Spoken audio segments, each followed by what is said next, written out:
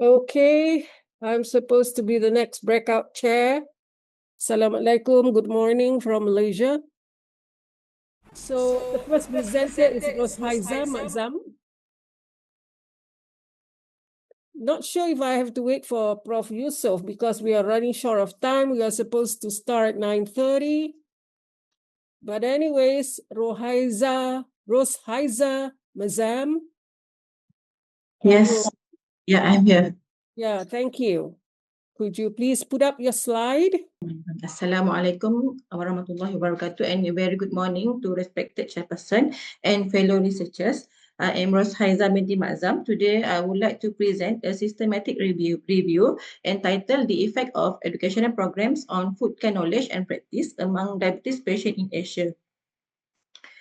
Diabetes mellitus is a major health problem, especially in Asian countries, where prevalence continues to increase. One of the most serious complications is diabetic foot disease, which may lead to infection, ulceration, and lower limb amputation.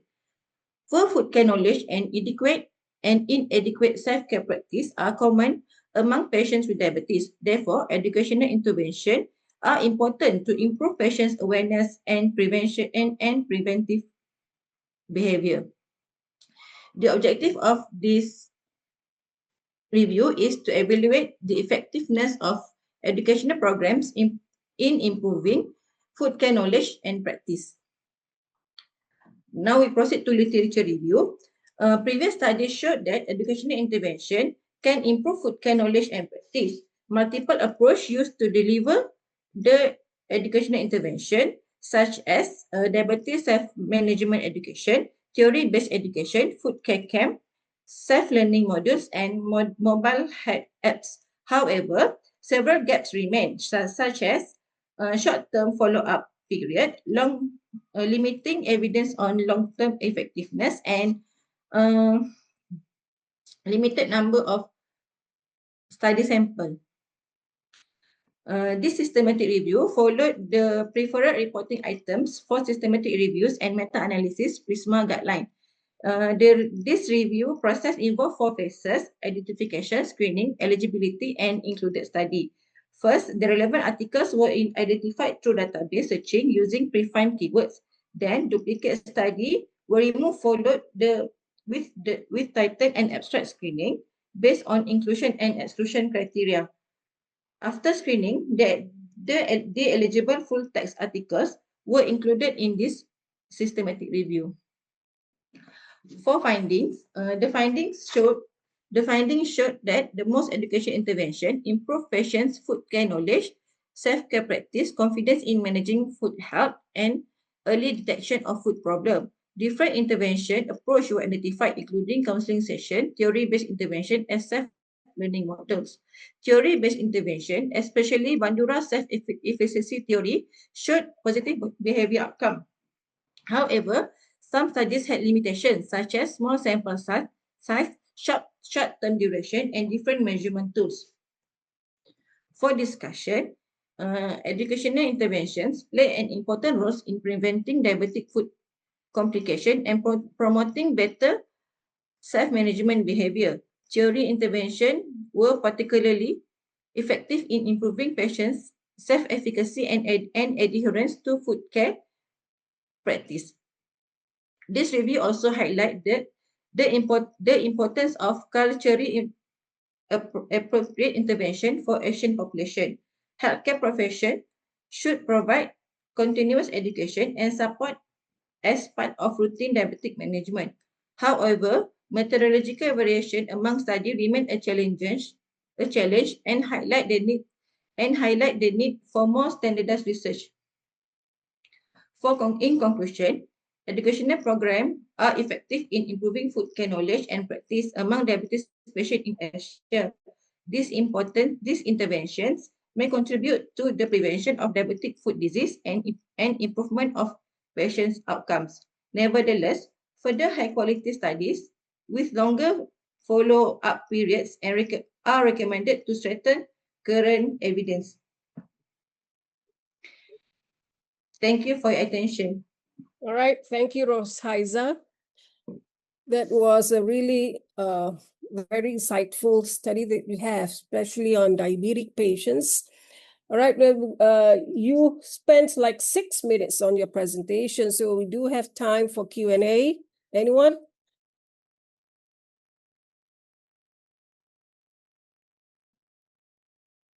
Countdown. 5, 4, 3, 2, 1, 0. All right, you're off the hook, Rosa. Okay, Prof. Moving on to the next paper, we have Prof. Dr. Noor Eliza Kasim. Assalamualaikum, everyone. Salam. Give me 1 second, Prof. I want to open my slide. Sure. Can you see my slide? No? No? Yes. Okay, how about now? Okay, good. Okay, Prof, can I start now? Again, a reminder to you, you have 10 minutes, but since the previous presenter was really fast, so you do have time, 10 minutes. All right, Prof? Go ahead. Okay, inshallah. Okay, thank you very much, Prof. Guy. Assalamualaikum, everyone, and good morning. I'm from Malaysia, from University Technology Mara, Malaysia. Together with me, I have my international collaborator. Hi, Dr. Nani, for Universitas Taiwan. Hi. Okay. So let me just give some introduction on the title of our project together, which is our project is on cultural and behavioral perspective on traditional, let me type this one. Okay, perspective on traditional medicine used in cardiovascular health. So I will pass the first and second slide to Dr. Nani to give the brief introduction and also about the aim and also objective. Over to you, Dr. Nani. Okay, thank you, Prof. Okay, I will continue the presentations. Okay, as you can see, this slide shows why this topic is important. Cardiovascular disease remains a major health burden globally and also in Malaysia. Globally, cardiovascular disease accounts about 17.9 million deaths every year, representing around 31% of global deaths. In Malaysia, ischemic heart disease remains one of the important causes of medically certified death, and the burden is seen across different demographic groups. At the same time, many patients continue to use traditional medicine, herbal medicine, complementary medicine, or alternative medicine as part of their health practices. So, the issue is not only whether traditional medicine has biological effect. We also need to understand why patients choose it, how culture influences their decisions, and how this may affect adherence, communications with healthcare providers, and cardiovascular care. That is why this study focuses on the cultural and behavioral perspective of traditional medicine used in cardiovascular health. Okay, next slide, please.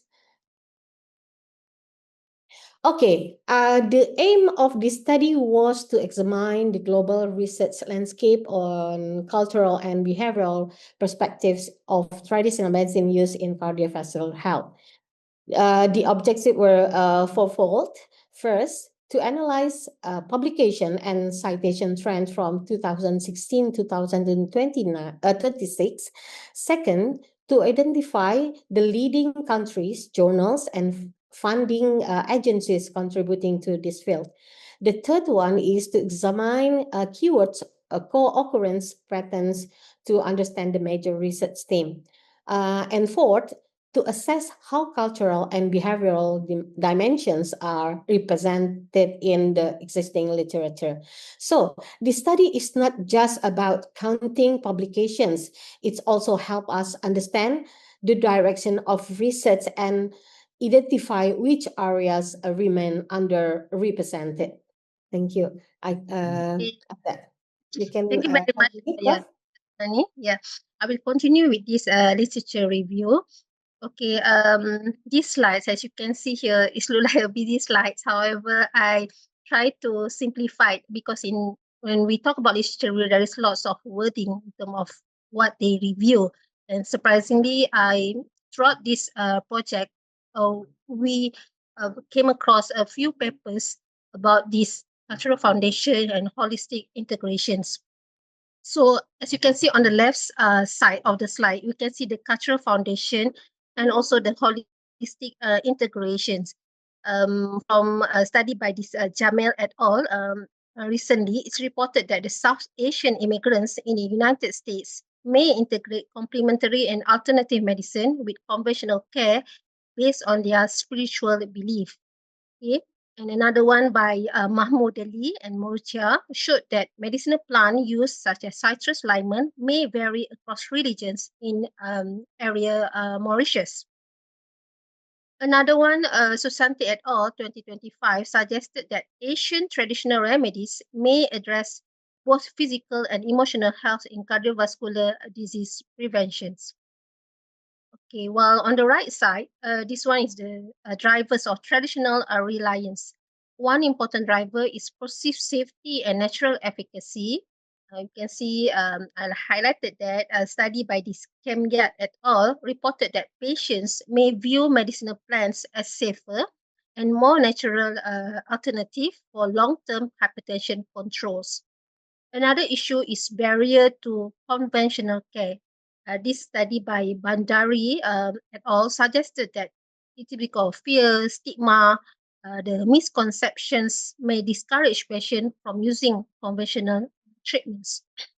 And another one by this Kobon Sisisco highlighted the importance of cultural competent engagement, especially because traditional medicine may deeply integrated into healthcare decisions for conditions such as in this study, such as rheumatic heart disease.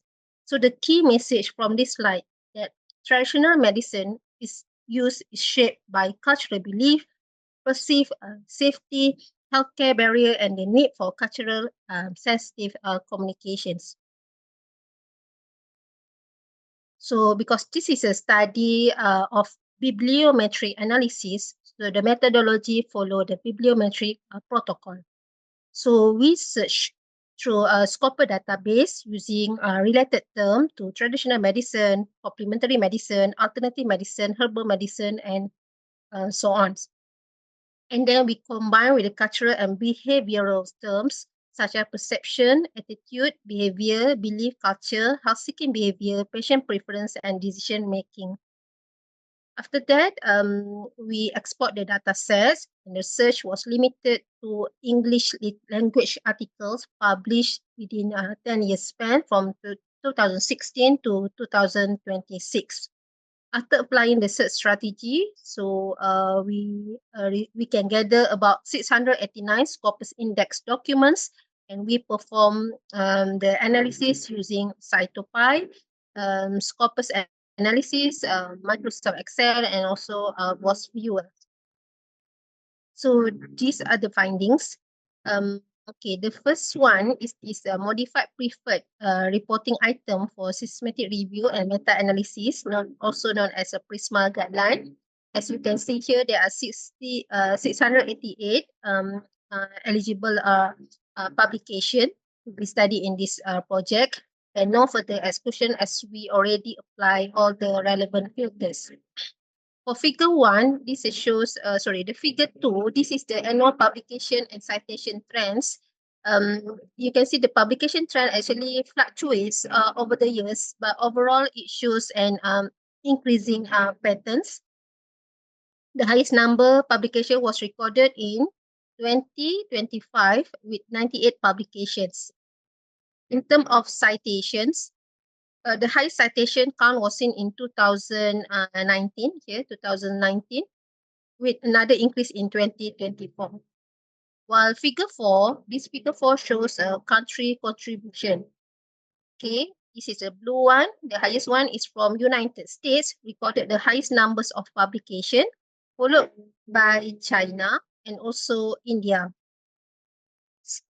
Okay, so this slide shows that this topic has a global relevance, but research output is still mainly driven by countries with stronger research capacity and also funding support. So another finding Okay, this is a table 1 which shows the top 10 journals ranked by number of publications and also citations. In the table 1, we can see that this journal, Journal of Ethnopharmacology, recorded the highest number of publication, followed by this BMC, Complementary Medicine and Therapies, and also BMJ Open. It shows that the topic is published on both specialized complementary medicine journals and broader multidisciplinary and also public health journals. This is expected because traditional medicine uses in cardiovascular health is not limited to pharmacology. It also involves culture, behavior, public health, and clinical practice. For funding, for figure 4, it shows the distribution of publication by major funding agencies, where the leading agency was the National Natural Science Foundation in China, followed by the National Institute of Health in the United States. Next one is the key occurrence map, shows the main research teams. And also another one, figure 6, is the density visualization, shows the behavioral terms are not equally presented.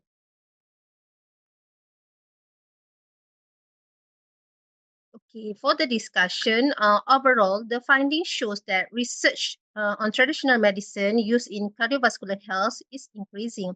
However, this field is strongly focused on disease conditions, herbal medicine, and therapeutic approaches.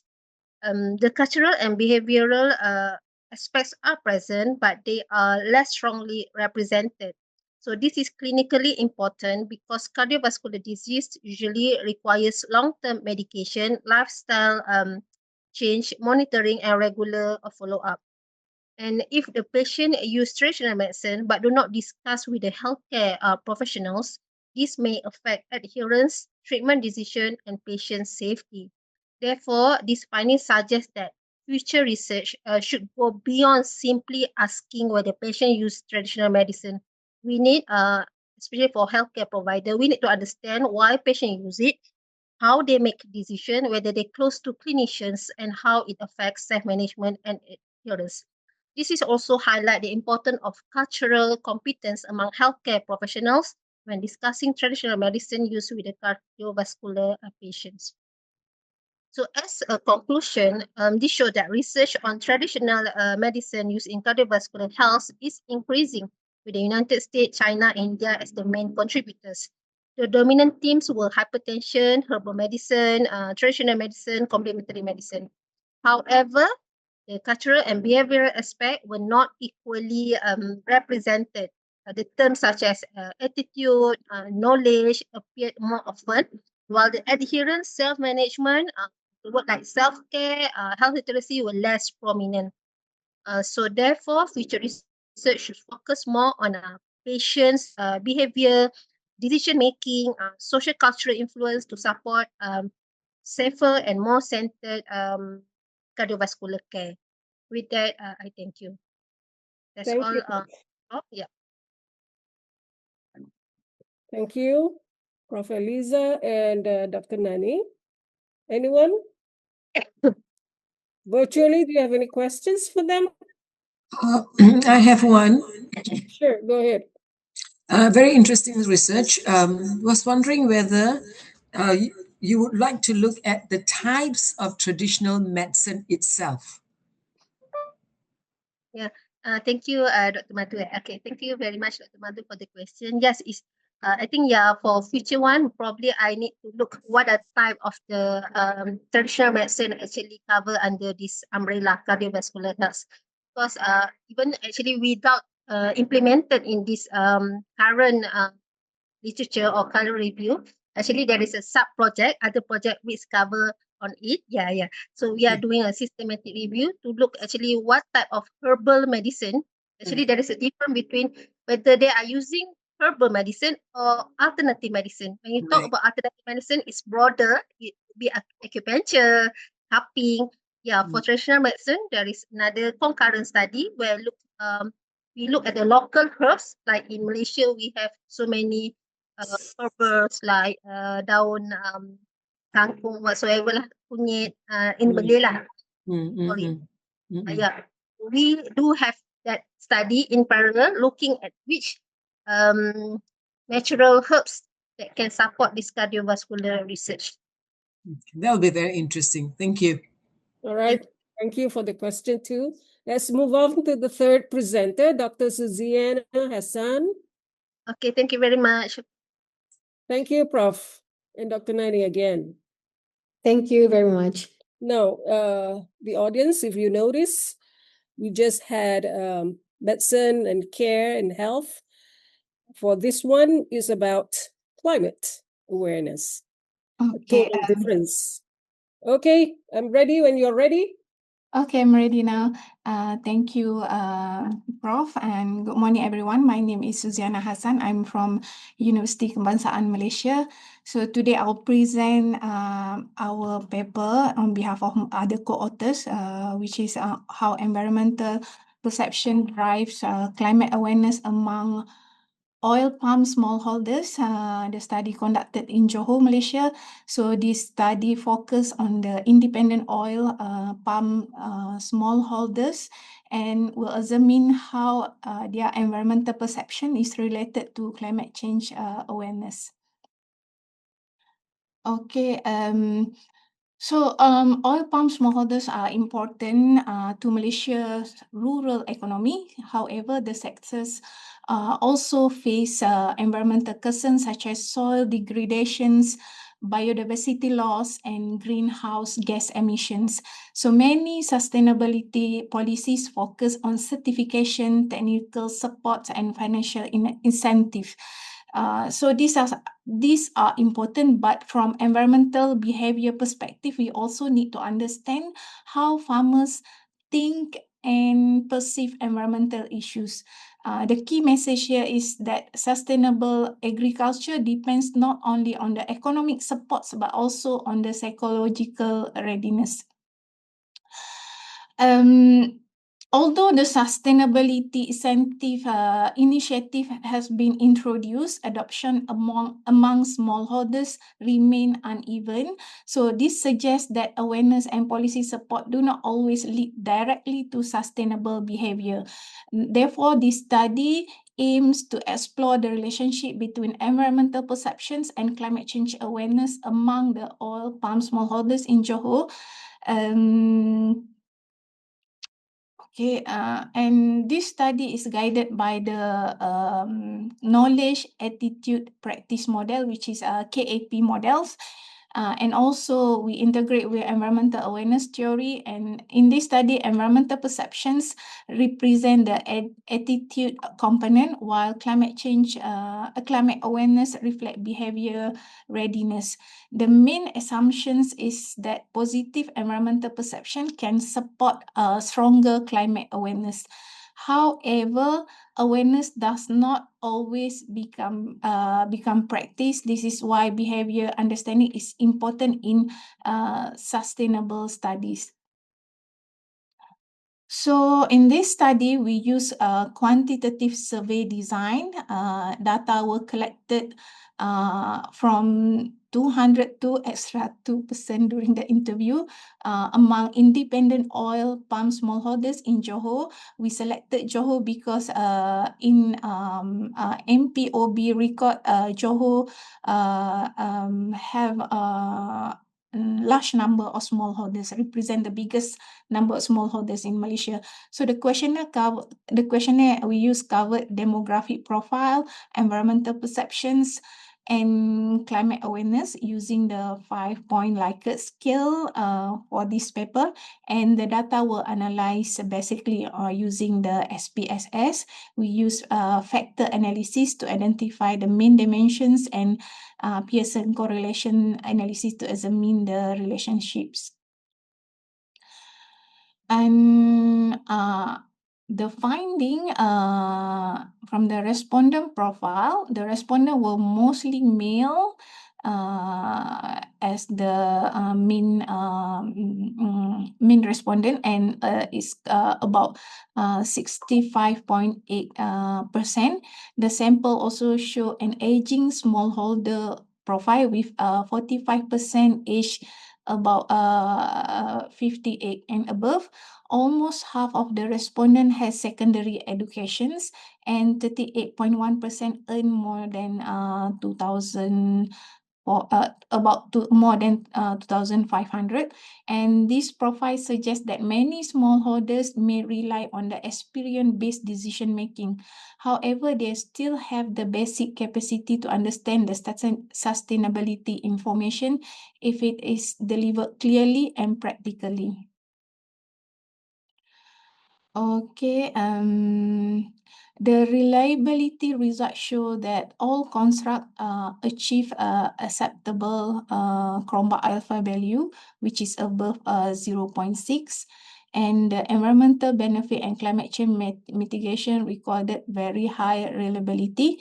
Ecological and health impact show high reliability as well, while climate change impact show moderate reliability value, and this indicates that the measurement items are reliable for capturing smallholder perceptions and awareness. Okay, I skipped the output from the pilot studies, and this is the output from the actual studies. Okay, and the factor analysis identified 2 perception dimensions and 2 awareness dimensions. For perception, the 2 dimension we name as environmental benefit and ecological and health impact. For awareness, there are 2 dimensions, which is climate change mitigations and climate change impact. The mean score were generally high, with perception mostly above 4.0, and awareness range from 3.9 to 3.38. Okay, and this show that smallholders already have strong environmental perceptions, and they also have a climate awareness. Okay, and the correlation analysis show that several variables were significantly related to perceptions and awareness. Education was related to environmental benefit, while income relate to ecological impact. Okay, and the strongest relationship was between cooperative membership and climate change awareness, with correlation value is 0.3. And this suggests that institutional and social networks are important. Cooperative can be useful platform for climate education and sustainability support. So to conclude this study show that environmental perception play an important role in shaping climate awareness among all palm smallholders. And then, however, the awareness alone is not enough to guarantee sustainable practice. Therefore, a training should not focus only on technical instruction. It should also highlight ecological and health benefit. The cooperative and farmers networks should also be used as continuous platform for climate engagement. And the final message is smallholders are psychological ready, but policy support is needed to convert this readiness into sustainable agriculture practice. Thank you very much. That's all from me. Thank you, Dr. Suziana. Again, on policy. Yeah, Policy amendments, everything is all about policy now with climate change and El Nino. that's true. Okay, we have about 19 participants online. Anyone have any questions for Dr. Suzy? Well, it seems that you have presented excellently. Everybody understands. So thank you again. Thank you, Prof. You're welcome. Let's move on to the 4th presenter, Dr. Norsham Liza. Thank you very much, Prof. Assalamualaikum warahmatullahi wabarakatuh, and very good morning to everyone. So today I'll be sharing, this is actually a joint research between our colleague from University Kebangsaan Malaysia, UKM, and also a colleague from Universiti Negeri Malang, Indonesia. So today, I will be sharing the title, The Influence of Portuguese Colonial Heritage on Tourism Appeal and Community Engagement in Malacca, a Quantitative Analysis of Tourists and Local Residents. All right, as an introduction, let me set the scene. Okay, to those who are not from Malaysia, Malacca is actually a state in the southern of Peninsular Malaysia. All right, so Malacca, since, as you can see on the slide, since the 16th century, Malacca has been a meeting point of East and West. It means that during 16th century, Malacca was international trading center. Okay, so as a result from that, we can see A Famosa, St. Paul's Church, St. John's Fort, and the Portuguese settlement bear witness to early European presence. All right, and in 2008, UNESCO has actually announced Malacca as a World Heritage Site. Right, and because of this, with the rising tourism comes pressure on authenticity, community well-being, and equitable benefit. And because based from the literature itself, it says that when a certain place or a certain state has been announced as a World Heritage Site, so there would be an increase around 40% of tourists arriving in that area, particularly in that area. So why this matters? We have highlighted here about three challenges that Malacca face. Heritage tourism can fund preservation, but it also can displace residents, raise costs, and gentrify historic neighborhoods. Colonial heritage carries dual meanings, pride and trauma, and demands sensitive interpretation. So when you talk about what had happened during when the Portuguese was here, it's kind of it's a sensitive issue actually. And aligned with SDG 11, safeguarding culture and natural heritage in exclusive sustainable cities. So we've actually found a gap here. All right, so the problem is there is no comprehensive empirical model exists that links colonial heritage assets to tourist behavior and local community participation.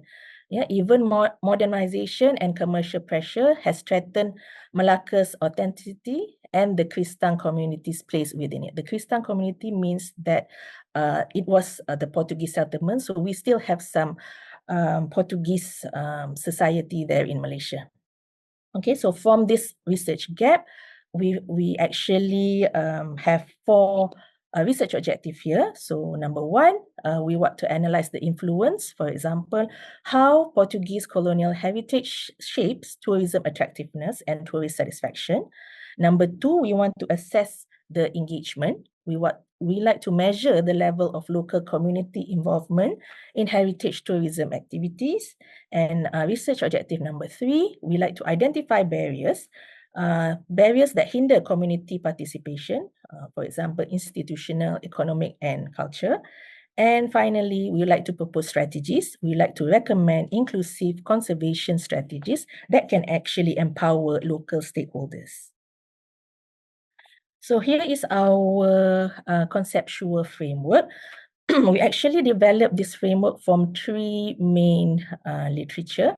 We have heritage value framework, community-based tourism theory, and also adaptive heritage management theory.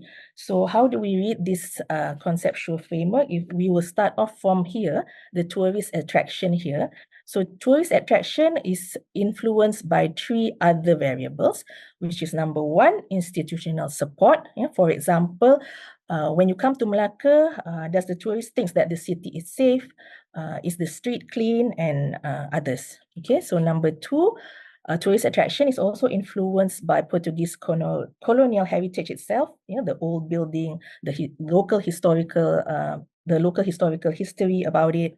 All right, and finally, community involvement. Are the local people involved, and are they actually welcoming the tourists? Do they like tourists coming to their place or not? So all of these can actually attract tourists to Malacca. And we would like to also know tourist satisfaction, because from the satisfaction, they can actually revisit the place. So when tourists has arrived in Malacca, did they experience a good experience? And then would they like to come again to Malacca? All right. For the methodology, we use survey questionnaire. All right. So we have actually 6 sections in our questionnaire. And the questionnaire has been validated by 3 tourism experts. And we have pilot tested the questionnaire with 3 other respondents.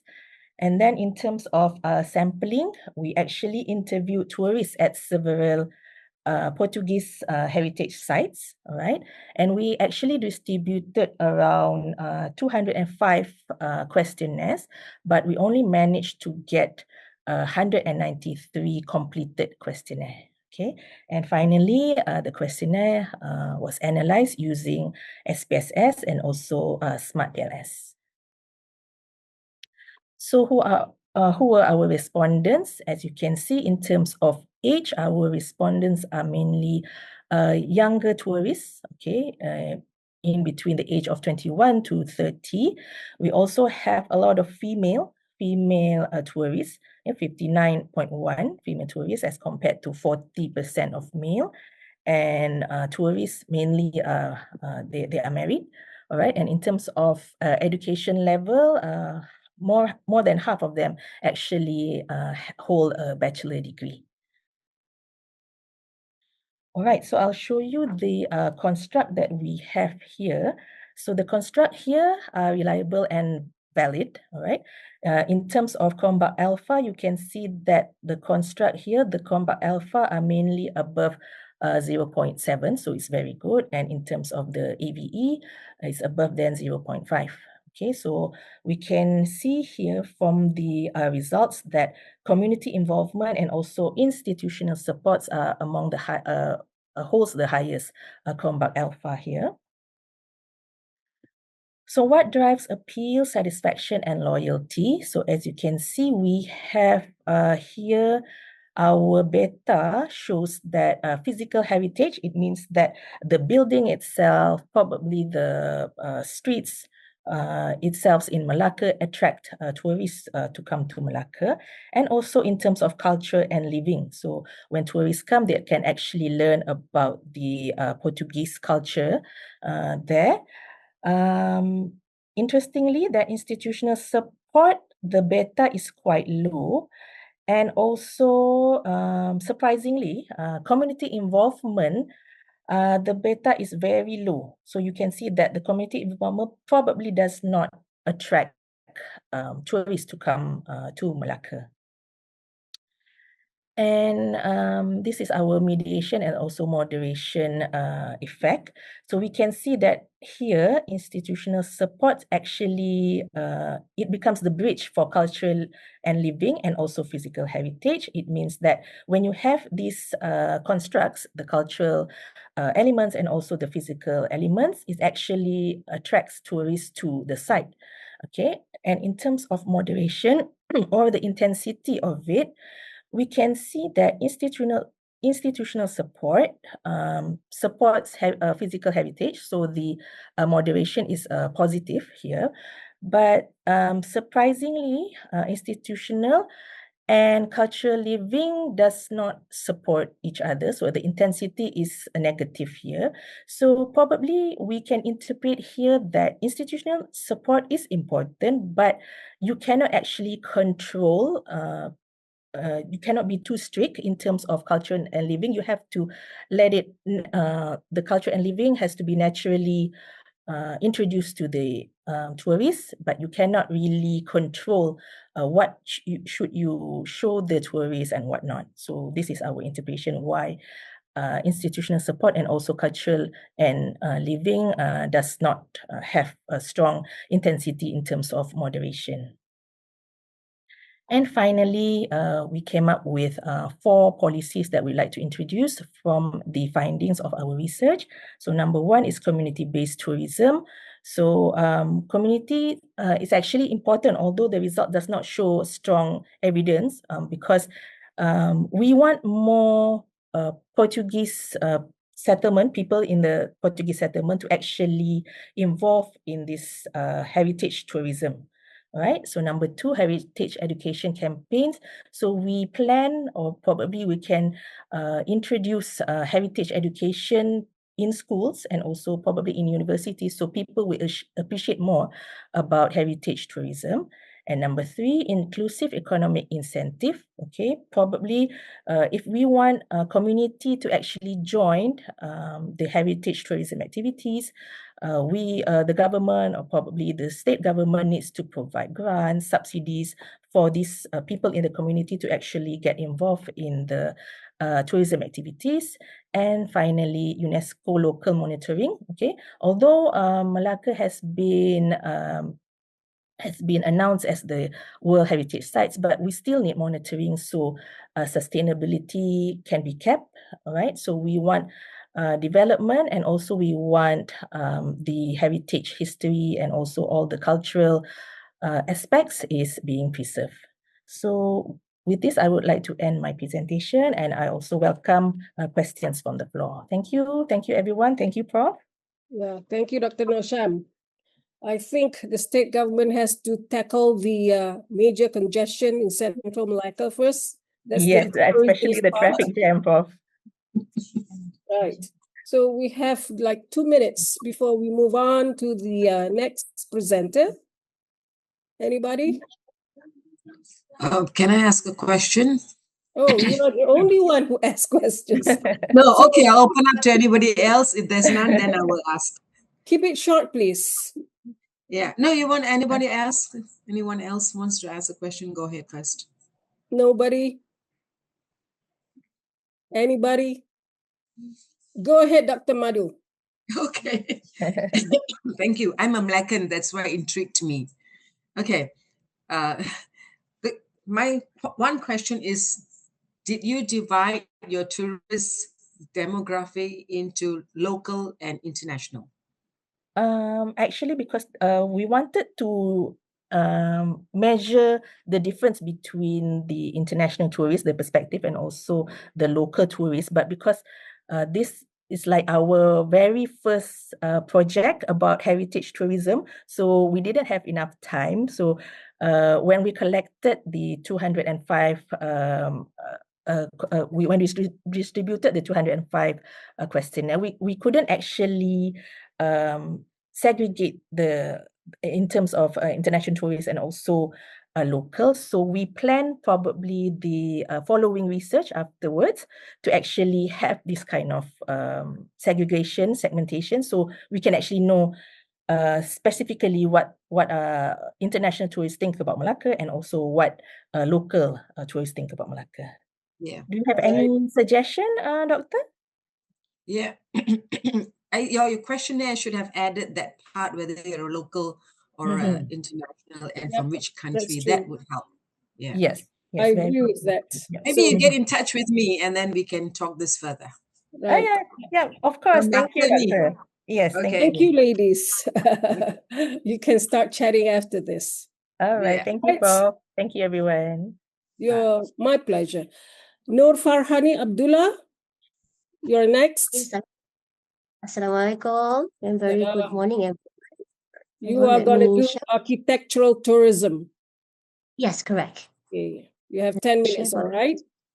All right, okay, let me share my slide first, Prof. Sure. All right, Assalamualaikum and very good morning to everyone. Okay, so my name is Noor Farhani binti Abdullah. But before that, I would like to say thank you to the chairperson, okay, Prof. Dr. Rugaya, and also fellow researcher and also participants. And also I would like to thank you for giving me opportunity to present our research and share our findings on this conference. So my name is Noor Farhani binti Abdullah. So I'm from the Faculty of Tourism Department, Kulliyyah of Sustainable Tourism Contemporary Languages, located at IIUM. And then together with me, we do have co-authors, Dr. Muhammad Hafizah from UPM and Dr. Nur Jalila also from UPM. And the last one, we do have another co-author, which is Prof. Dr. Ashwali from the International Islamic Academy of Uzbekistan. So I'm pleased to present our study entitled An Observation Study of Architecture Tourism Experience at Gyeongbokgung Palace, Korea. So this study is actually explore how tourists experience and interact with the architecture elements of one of South Korea's most iconic heritage attraction, which is Gyeongbokgung Palace. Okay. All right. Okay. So architecture is play a crucial Excuse role me, in shaping tourism. Sorry to Yes. intervene. Could you put Yes. it on slide mode, please? Because the slide is too small. Hold on. Let me check. At the bottom.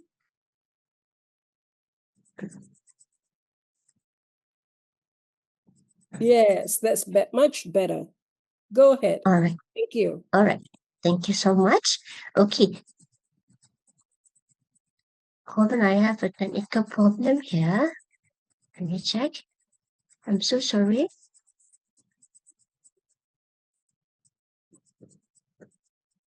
Can you see my screen? Yes, I can, but it's back to where it was before. Very small. I do have some difficulty in terms of making it slideshow. Hold on. Maybe I can minimize. Is it okay? Yep. Okay, all right, thank you so much. Okay, so for the introduction, architectures play a crucial role in shaping tourism experience, which is serving a both cultural expression and also visual narrative of destination identity. So notably, architecture tourism experience encompass the sensory, emotional, and also cognitive interaction that tourists develop when engaging with the built environment of destination. So which means it's actually goes beyond visual appreciation by connecting with the cultural meaning, historical narrative, and symbolic values embodied in architectures. So this is my research objective. We do have two here. The first one will be to explore the architecture tourism experience at Gyeongbokgung Palace. Second would be to examine how tourists interact with key architecture's elements. Okay, so this is the methodology that we have been used. All right, so for the methodology, this is actually a qualitative method, which is by observing the tourist motivation and also tourist participation in the Gyeongbokgung Palace. So the study was conducted at Gyeongbokgung Palace, one of the most significant historical landmark in South Korea. So the palace is renowned for its traditional architectures, which is the Korean architecture's features, including grand gates, for example, expansive courtyard, for example, integrative design, wooden structures, and etc. So the sample of the study would be non-probability sample, which is we consider as a purposiveness sampling, or we call as purposive observation sampling. So this sample consists of tourists present at selected key architecture's location within the palace, including the gate, the main gate, the courtyard, the main hall.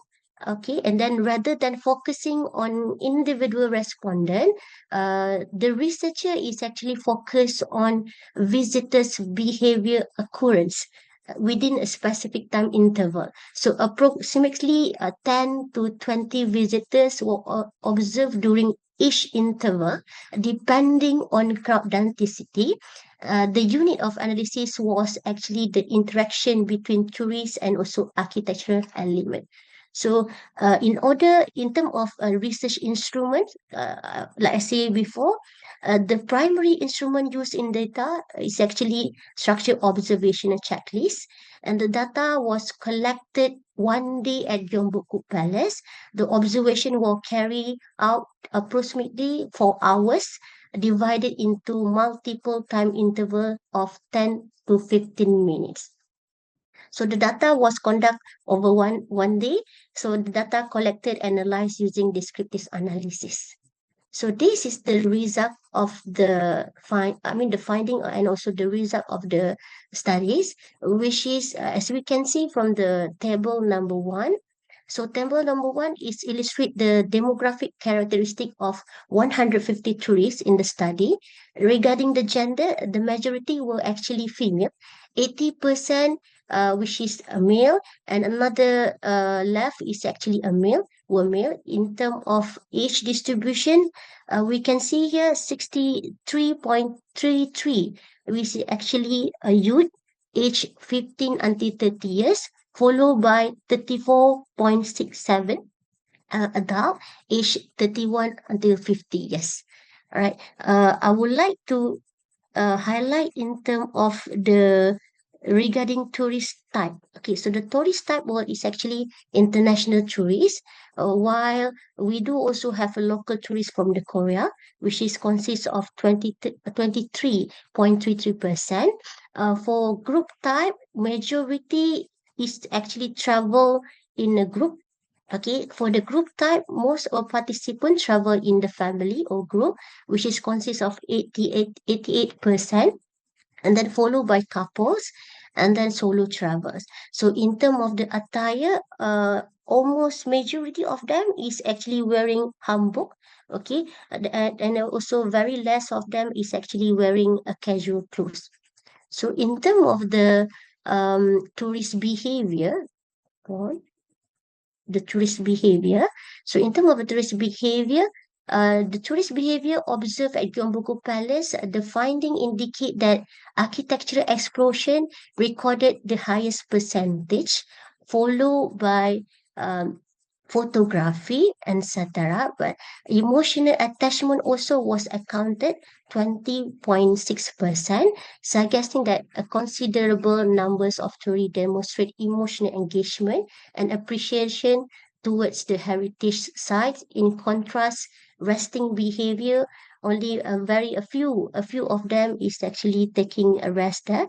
Okay, a lot of them is taking photos and also appreciation of the architectures. So in terms of the tourist architectures element, so which element that tourists found very keen to them, the first one would be donjon decorative pattern, which is the frequent would be 120. The highest score, which is we consider 20% here. Okay, followed by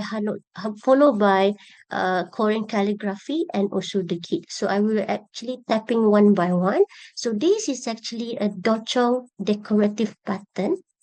Okay, so dochong decorative pattern, as a figure 1 mentioned, this is actually the highlight of the Gyeongbokgung Palace. So among majority of the tourists is actually very keen in terms of this kind of pattern. So this pattern is actually the traditional Korean decorative coloring applied to wooden building. For example, here. And then particularly in terms of the temple and also palace, it is a very significant culture and also artistic practice that reflect the historical, spiritual, and also aesthetic value of Korea. So tourists are very drawn into a visual distinctive architecture's element, such as vibrant colors, intricate ornaments, a decorative pattern, as the aesthetic stimulate visual attraction, emotional connection, and also appreciation of culture heritage. So in a particular of dojong decoration, literally meaning blue or green in Korean, capture tourist attention through the vivid pigment, symbolic of artistic and also homogeneous integration with the surrounding natural landscape. And second would be a Korean calligraphy. So Korean calligraphy also one of the architecture element that very keen to the tourists, whereby as a figure 3 mentioned before at the Gyeongbokgung Palace, Korean calligraphy appear on the wooden plaque, okay, and also signboard, for example, as here, and then inscript with Hanja or Hangul, for example, languages, or we call as calligraphy there. So this inscription convey the gate name royal authority and Confucian value. The calligraphy is actually enhanced aesthetic dignity while reinforcing historical legitimities and also cultural identity. As a visual symbol of traditional, it also attract tourists by offering an authentic representative of Joseon area craftsmanship and also royal architecture's communication. Now, Fahani, And you then have we 1 minute. Okay, all right. So and then we also have gate structures here. So this is also one of the element that been keen to the tourists. As the discussion, so in terms of the discussion, we would like to discuss in terms of the role of architectures, culture and heritage in attracting tourists. So heritage preservation and sustainable conservation. So as I mentioned before, this site Gyeongbokgung Palace are managed in terms of sustainable conservation, even though this place is located in the city, in the heart of city of Seoul, but however, they can manage to preserve this kind of building without erosion, minimize the erosion, etc. Okay, in the conclusion, architecture is actually plays a fundamental role on the physical and visual foundation that shape culture, experience, and meaning. So cultural heritage is therefore sustained and experienced to this built environment where traditional values and historical are embedded within architecture's form. And also the emotional attachment also is a very important to be highlighted, whereby it formed through aesthetic appreciation and meaningful encounters strengthens visitors' connection to the place. That's all for me. Thank you so much. Thank you, Nur Farhani. You are not an architecture student, are you? Or No, faculty? I'm from tourism faculty. I see. Okay. And you visited the palace just once? Yes, we do have staff mobility there at, we do actually go to Kyungdong University also, one of our plan there. And then one day we go to the Gyeongbokgung Palace. So on only one day we actually explore in terms of the architectures, in terms of observation and also just checking the list. So I leave your paper content on methodology to the reviewer then. All right. So online audience, do you have any questions for Nufarani? Doesn't seem nobody wants to ask any questions. All right. Thank you. All right. Thank you so much, Prof. My pleasure. Moving to the last paper, Dr. Nurul Ain. Assalamualaikum. I will be replacing Sister Nurul Ain because she have urgency, family, some urgent matter to tackle related to her family. So I will be representing her. Your name, please? My name is Nur Shohada. I'm one of the authors for this paper. Yes. Okay. Dr. Nur Shohada, you have 10 minutes. All right. And you're the last one. Okay. Right. So, Bismillahirrahmanirrahim. Assalamualaikum warahmatullahi wabarakatuh. My name is Nur Shohada Muhammad. So I will be representing my other co-researcher, Nurul Ain, Samsul Amri, Fadullah, and Halim, from various different universities, to present about a topic related to service quality in Muslim-friendly rest service area, evidence from users' voice on Google review. So this particular topic focusing on highway tourism in specific and the services provided throughout the highway. So we want to look into from a different angle. Instead of we conducting tourist survey, we look from the angle of a genuine tourist perception, which is a Google review. So this is the content focusing on 6 important components. And let's start with the introduction. Okay, so basically, Malaysia is one of the country that has been currently ranking at the top in the world in relation to Muslim-friendly tourism. Not only because we are a country that is dominated by Muslim, not only that Malaysia is a Muslim country, but because of the infrastructure that we're able to provide that is convenient and friendly towards Muslim. So the infrastructure is one of the important components other than tourism product that's shaping tourist experience during their travel. As we know, when tourists travel, they commuting from one point to another point, they commonly will encounter or they will experience fatigue, tiredness, and in order to counter and in order to ensure that tourists do not feel demotivated or do not feel dissatisfied from the tiredness, it is important for the destination or throughout the journey during the transit point, they experience a good service. So that's why availability of quality services throughout the highway is important to ensure the holistic tourist experience. So why this research? Why is this research is so important? As we know that the common research related to tourist satisfaction, service quality, most of the time is conducted from the perspective of survey. And we know we well versed about the Parasuraman, Sokcho, measurement and etc. Yes, that is the most common method to collect the data. However, we can look into, as the now is the generation of social media, there's a more genuine, there's another angle of perspective that we can look into, which is really genuine and not induced, just like the other methods, which is interview and question and survey. So that is part of the reason we look into Google review to look into the authentic and genuine perspective of tourist satisfaction towards service quality.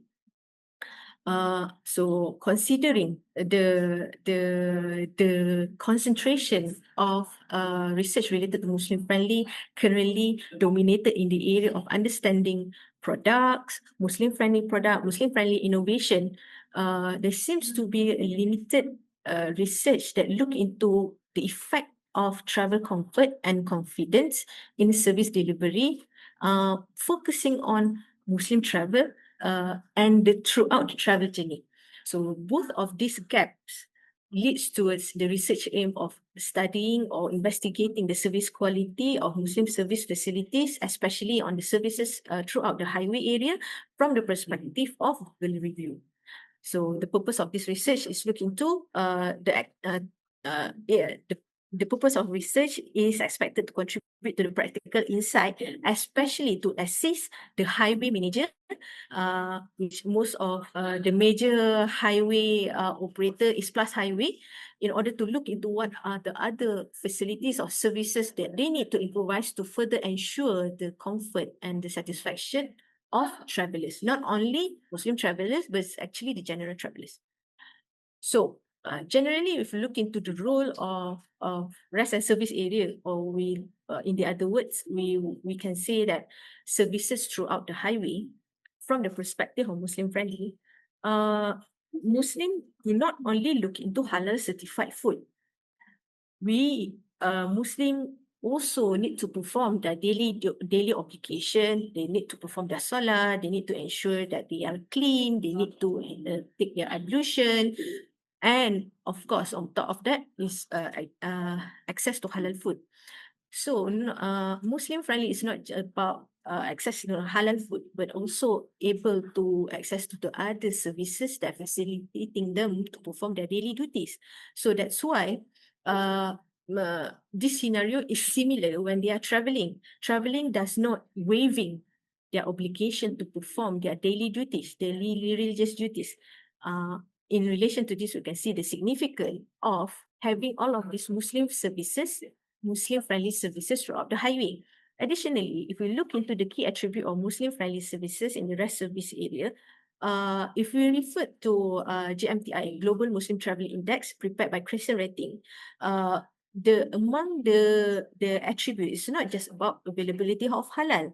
It's also about looking into the comfortness, the food, the experience, and the elements related to operation as well. So these are among the parts that we need to tackle, because these are among the elements that mostly being complained in mostly being expressed by user in Google review. Okay, so let's jump into the methodology. As we know, we relying on the qualitative research looking into Google review. It means that this research is slightly, the method we use for this research slightly differ from the conventional method of quantitative questionnaire or qualitative interview. So the context of the study area is we're picking the main concessor that operating highway in Malaysia, which is Plus Highway. So we're looking into the highway that mostly used by Malaysian, which is North-South Highway. So in this North-South Highway, there are multiples R&R from north to the south and from both direction. North direction and south direction. So we only pick around 3 selected R&R or RSA. And how it's being selected is through based on the highest review. Which of these the if I'm not mistaken, around 50 RSA actually have the highest review and the best review. 3 of these RSA have the highest number of review and the review are more than 4. So we pick these 3 RSA. Additionally, we look into the selection of population in which review is the most suitable to be selected for this research. So we pick around 120 review within the recent year, which is within the period of 1 to 2 years. The most reliable, we look into those that have reliable comment or they have the mark of guide, something like that. So other than that, we conduct stratified purposive sampling in which based on these 3 RNA, we only select 40 review for each RNA so that we can equally look into the quality of service for each of these RNA without having any kind of biasness in terms of generalization. In terms of data analysis, we conduct thematic analysis. At the same time, we also include sentiment analysis by understanding what themes that being highlighted, and we look into the either the themes we mentioned in the negative or the positive elements. So the theme was based on the self-qual elements: tangibility, reliability, responsiveness, assurance, and empathy. And then we conduct a data analysis by looking into those elements. So this is the finding. Finding focusing on 3 main elements when there's actually more than 3 elements of key attributes of Muslim friendly. However, out of the 6 attributes of Muslim friendly, these 3 are the one that mostly highlighted by respondents actually, or mostly highlighted in the review, which means the significance of these 3 services in comparison to the other infrastructure or facilities provided at R&R. These 3 play the major role in influencing satisfaction and experience among the travelers. So when we talk about prayer room, we can see that the respondents mentioned about, it's not about having a prayer room, but the location of prayer room is important. Either it's located strategically, placed near all the other facilities or not. While if you look into the food service, it's not about having halal food, but also respondents highlighted that variety of food options that able to cater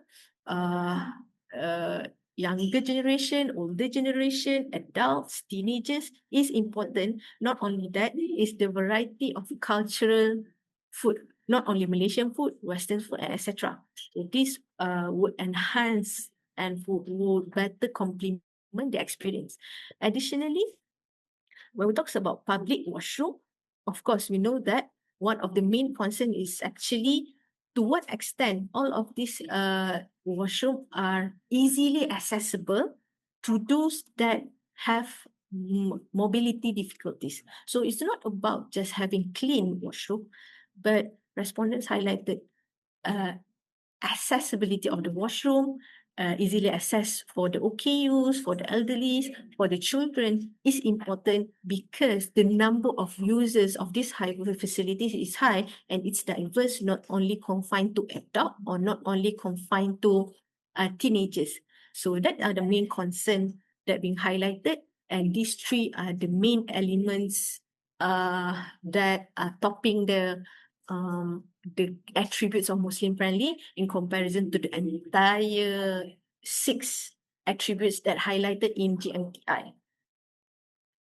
Okay, from all of this finding, we might think that it's something that similar that we find, but what we can see that it somehow add on a little bit quality, deeper understanding to the basic understanding and the basic knowledge that we know about service quality. It's not just about available, it's about the quality. It's not just about having it, but it's also about the variety.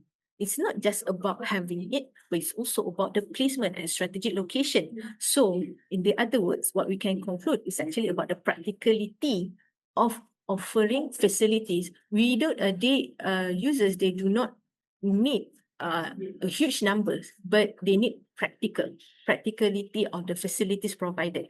And actually, surprisingly, those facilities among the respondents that we get, it's not just about what being demanded by Muslim, but it's also among the non-Muslim. When we look into when we cross-check or we match the Muslim-friendly key attributes, it's actually correlate with whatever that being highlighted by non-Muslim as well. So whatever being demanded by Muslim and non-Muslim is actually the same. The practicality, the variety, availability, and strategic location. So, in the other words, from this research, what we can see and what we can learn is actually the practical insight that Plus Highway can pick up to further improve the current R&R, especially the lay-by area, the lay-by R&R, and the new R&R that they might develop not only at North-South Highway, maybe at the other highway stretch that they want to develop in the future. So it's not just about improving the current RSA or R&R, but is for their strategic improvement of each RSA that we have in the future. So all in all, from this research, we can see that availability doesn't stop there. Availability does not persuade tourist satisfaction, but practicality is the most important. So that's it for my presentation. Thank you. Thank you, Dr. Nurshahada. By the way, I thought Seremban R&R southbound is the most popular place to drop by, to rest and recreate, because they have new modern facilities. Oh, yep. During the execution of this research, actually Seremban southbound is still under construction. If you're able to recall that, southbound only recently launched, maybe around 3 years back. So during the execution of this research, it's actually not ready yet. So we picked a different site, which is not found. So your data is more than 3 years old then? Yes, for this presentation, it's actually more than 3 years. So to ensure that the findings, however, from my perspective, the data, the finding can be further generalized. That it's not just valid for the past 3 years, but it's also valid for the future planning of Plus Highway, because the information is quite general and for further improvements such as Seremban southbound, so they can further improvise the other RSA to fit whatever this suggestion. Okie dokie. All right. Ladies and gentlemen, any questions for Dr. Nurshahada before we wrap it up? No? All right. If that's the case, we are done with breakout session 4 from me. Thank you very much, all of you. Have a good day. Breakout session 6, sorry. Have a good day, everyone. Assalamualaikum. Bye. Waalaikumsalam. Thanks, Prof. Guy. Have you rush off? Thank you. My pleasure, Prof. Y. Right. To the rest of the participants who had presented for today, do come in for the official on-site presentation tomorrow. You are all invited, and hopefully you would like to participate in the Q&A as well, right? So, and at the same time, all your papers have been reviewed, so you'll be receiving your comments from the reviewers from today onwards. Right. So thank you very much for your presentations and also participation on it, and also for keeping up to the time. Thank you very much, and see you again tomorrow. Assalamualaikum and